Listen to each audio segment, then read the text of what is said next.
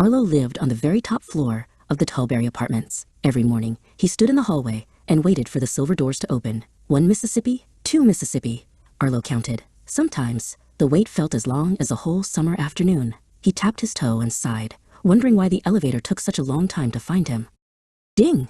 The doors finally slid apart. Arlo stepped inside the small, square room. As soon as he turned around, he saw another boy staring right back at him. He jumped. Then he realized it was just his own reflection. The back wall of the elevator was a giant, shimmering mirror that reached from the floor all the way to the ceiling. Arlo couldn't help himself. He stuck out his tongue. The mirror Arlo stuck out his tongue too. He puffed out his cheeks like a blowfish and adjusted his messy hair. Before he knew it, the elevator doors were opening on the ground floor. That was fast, Arlo whispered. He hadn't even finished his third silly face yet. By the lobby mailboxes, Arlo saw Mirra.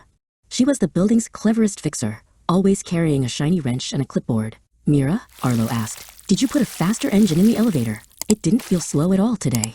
Mirra chuckled and adjusted her cap.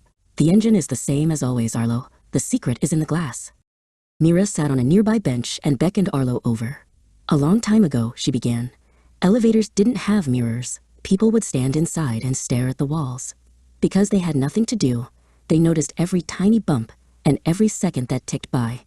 They complained that the elevators were way too slow. Arlo tried to imagine it, a plain gray box with no reflection.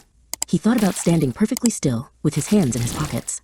Without anything to look at, he imagined the elevator moving as slowly as a snail climbing a mountain of molasses. That sounds like a very boring ride, Arlo said, wrinkling his nose. Exactly, Mirra said, snapping her fingers.